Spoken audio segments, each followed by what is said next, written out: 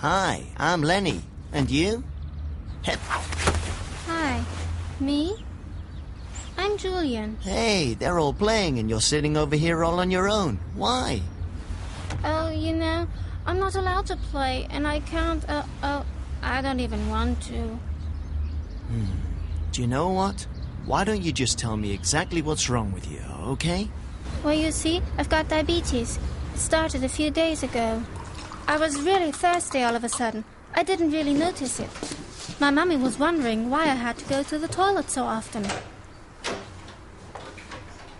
And I also felt really weak and tired. Then Mummy took me to see the doctor. At the doctor's, everything went really quick. Yes, Julian, what we have to do is take a urine sample and then I'll go ahead and do a blood test at the same time. You think it might be diabetes? What?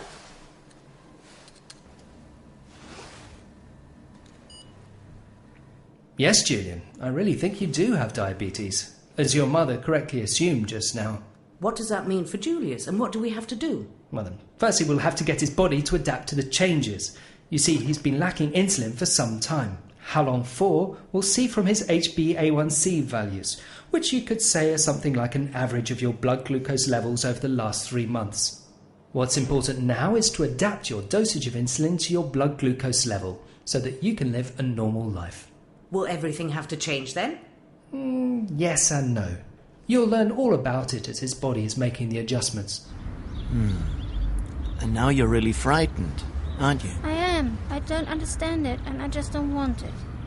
I know where you're coming from. But hey, kiddo, you know you're not the only boy who's got diabetes. There are so many people who have diabetes. And you know what? I'm one of them too. What, you? But you're big and strong, and I bet you aren't frightened at all. Yeah, that's true. I'm big and strong, and I'm not frightened either. But the reason for that is I know a lot about diabetes. We're only really scared of things we just don't know about, right? Yes, sure. While we're on this subject, do you know just exactly what diabetes is and how it starts? Right then, listen to this. Diabetes is not a new illness. It's been affecting humans for more than 3,500 years. This is what a German scientist found out when he stumbled across a roll of papyrus in Egypt, which contained details about the illness. Then a description emerged from the year 1550 BC, in which a Greek doctor stated the following about the illness. Diabetes mellitus, also known as type 1 diabetes, is translated as honey sweet flow, the reason for this being that urine not only has a sweet smell, but also tastes sweet. Well, whoever it was doing the tasting, I have no idea. Anyway, our body needs energy to function. It gets it from the things we eat, like this roll here, for example.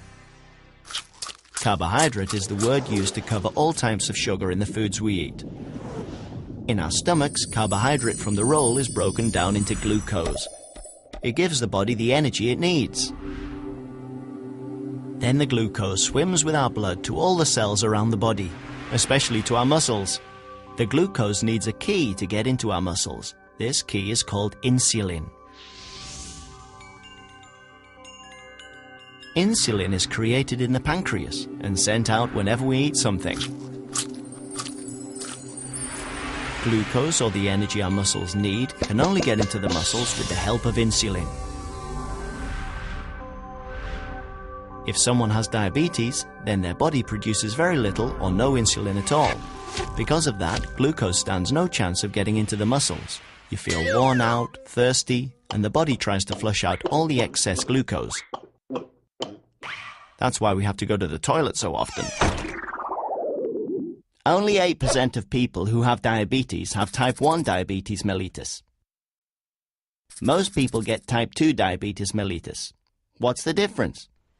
Type 1 diabetes mellitus occurs in children and teenagers when the pancreas is no longer capable of producing sufficient insulin. Type 2 diabetes mellitus is often hereditary and occurs due to a lack of activity or poor eating habits. People get overweight, and type 2 diabetes is more likely to occur. In such a case, the pancreas produces insulin, but the body is no longer able to process it properly. So, make it any clearer?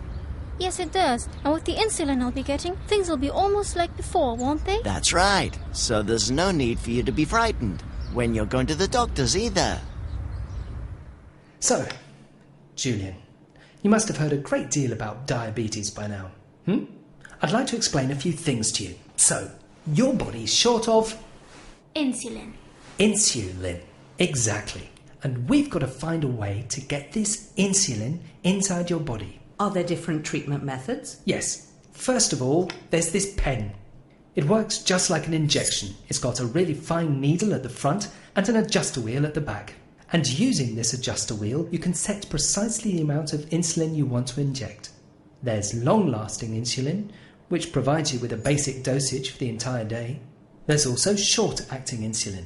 You have to inject this before having a meal. It regulates your glucose level after eating. It really depends how much CUs or carbohydrates you intend to eat. You have to consider this before every meal. Or there's this pump. It consists of this pump here and this infusion set. And together they continuously supply your body with small doses of insulin via a catheter. It works almost as your pancreas would if it were still functioning properly. But it's extremely important that Julian knows how many CUs he'll be eating before he has his dinner. Right, you need to work it out. And when you've worked it out, you can simply press the button on the pump to provide yourself with an extra portion of insulin. And that's what we call a bolus. And with both methods, it's important that you measure correctly. I've got everything here you need for measuring, and it would be great if you could show me how you're going to do it. Yep? So this is the blood glucose meter, some test strips, and the finger prick. Just pretend you're doing it for real. First, you place the test strips in the meter. And then a prick. Mm-hmm. And then blood Mm-hmm. onto the strip. And then travels up to the meter. How long do you have to wait? 5 seconds. Great, Julius. That's fantastic. Julian's a natural.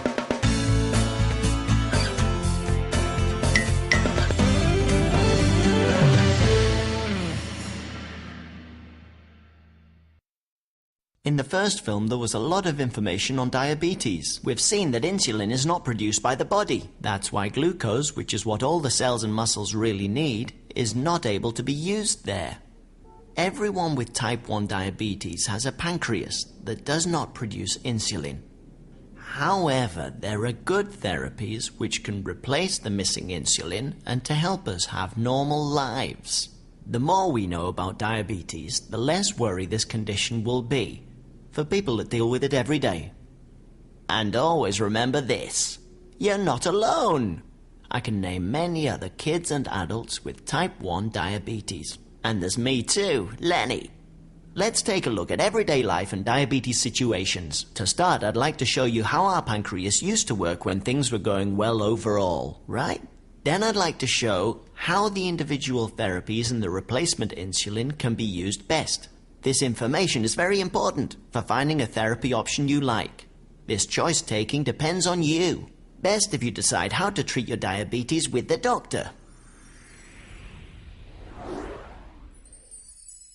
If you don't have diabetes, the pancreas produces precisely the amount of insulin the body needs throughout the course of the day. It depends on whether we are, for example, active or sleeping. This is called nutrition-independent insulin requirement. And we also need an extra amount of insulin when we eat food because our blood glucose rises after eating, so mostly at breakfast, lunch and dinner. It follows that this is our nutrition-dependent insulin requirement. If you have diabetes, the pancreas does not supply nutrition-independent or dependent requirements. Therefore, you have to provide it to your body. There are different ways to do this. With MDI, multiple daily injection, the one with the pen, a long-lasting insulin covers the nutrition-independent requirement. That is called basal insulin. It is usually injected in the morning and in the evening. As you can see, it is only an approximate copy of normal basal insulin produced by the pancreas. For meals, a fast-acting short-term insulin is injected. This is similar to what the normal pancreas would produce. Let's take a look at the way insulin is given in CSII, the continuous subcutaneous insulin infusion, or insulin pump therapy. The continuous release of small amounts of short-acting insulin acts like the basal insulin. This is adjusted as needed, so that rate is closer to that of a person without diabetes. At mealtimes, an extra amount of insulin can be released by the touch of a button. That is the bolus. Only one type of short-term insulin is used in the insulin pump. It always works immediately, just like the short-acting bolus insulin with MDI. Apart from activity, one very important aspect of diabetes is food. What does our food actually consist of? Correct. Proteins, fats, and carbohydrates. What is important for people with diabetes is carbohydrates. That is the umbrella term for the different kinds of glucose in foodstuffs. You have to estimate the carbohydrates when you eat to determine the necessary insulin. For this purpose, we have the calculation unit CU. This means carbohydrate unit. 10 to 12 grams of carbohydrate is a CU. Sure, fruit is a far better choice than sweets, for example, but they're so yummy. And if you have a balanced diet, you don't need to go without. That also includes this tomato. Mummy, may I cut the fruit and greens and eat some of it? Yeah, I suppose so. Let's have a look. For the mixed rice, we need the cucumber. We've bought some peppers. And we need some more lovely tomatoes. So, have any of them got CU? No. None of them? And what about, for example, the banana? 2 CU? Because it's a big one, eh? And what about the apple? 1 CU. And, what about your tasty little favourites? Shall we take a look? Sweeties. Yeah.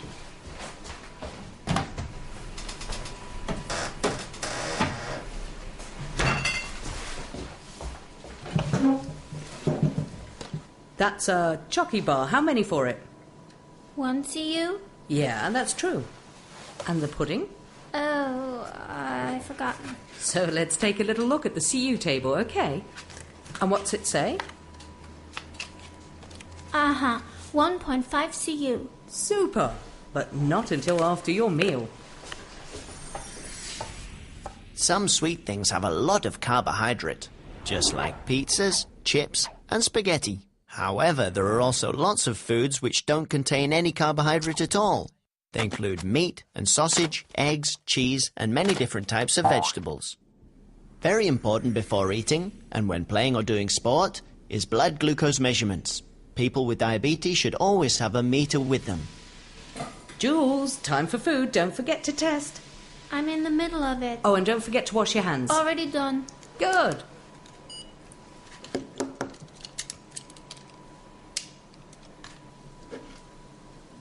What's the result? 106. Yeah, fine, then we can eat now. Later we'll see the doctor. Let's see what he has to say about your levels. Your doctor is always there to help you with your diabetes. Oh yeah, and there's me too. He will help you look at your blood glucose control, check your injection sites and finger prick sites, and help you with a therapy plan which suits you best. That needn't be the same for every person at all times. Sometimes it changes as you get older or if your interests change. Oh, and there's another thing we haven't yet spoken about. Low blood glucose level or hypoglycemia and high blood glucose level or hyperglycemia. Most people with diabetes know the signs of low glucose levels. Headaches, pounding heart and dizziness are some of the most common. They can occur if blood glucose levels are low, around 60 milligrams per deciliter or 3.3 millimole per litre. However, this differs from person to person. Every one of us has to watch out for the signals in their own body. If you feel that you're low, then have some dextrose or drink a glass of apple juice. If you don't have something sweet, you could go unconscious. Then you would get an emergency injection or the doctor would help you at the hospital. With hyperglycemia, that's an increased blood glucose level, usually higher than 250 milligrams per deciliter or 14 millimole per litre, it may not be so obvious that something's wrong. If there's too much glucose in the blood, then the body tries to flush it out in urine. The result is that you have to go all the time. And you can feel quite tired or sick, even grouchy. And there may be a smell of acetone, a bit like decayed apples. If your blood glucose level stays really high, you could also go unconscious. It's a bit like Sleeping Beauty, who sleeps but can't wake up by herself. If this happens, you need to see a doctor really quick. No amount of kisses would help. If blood sugar levels are too high, you need to take insulin straight away. Don't eat anything rich in carbohydrates and drink lots of water. People with diabetes, and me of course, avoid these situations if possible. Firstly, because we don't like lying around in hospital. And secondly, because otherwise we might suffer from the consequences of diabetes in a few years. So make sure you go and get checked out regularly.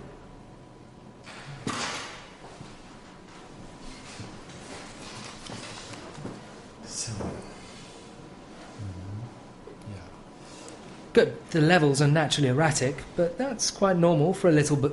Oh, excuse me. I mean a young man of almost 8. How's he getting on with the injections? You know, he's getting there. He's so very brave, but, you know... Yes, I can imagine. It's very common. We've spoken about different therapy options. Each has something in his favour. First of all... What ends up being the best choice is something you decide together with the doctor. To stay with injections or decide for the pump. Well, it's probably best if you just try it out. So tell me, Julian, are you thinking about the pump or do you think the pen's best for you? I really don't know. I'm thinking about it. Can you hold my ice so I can give myself a jab?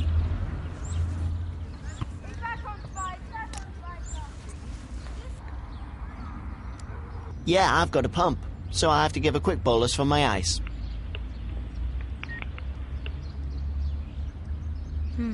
Ah, of course you don't know about that. I'm taking a bolus right now. Yeah, it's really practical. And now slurp down that ice. The team's waiting for you.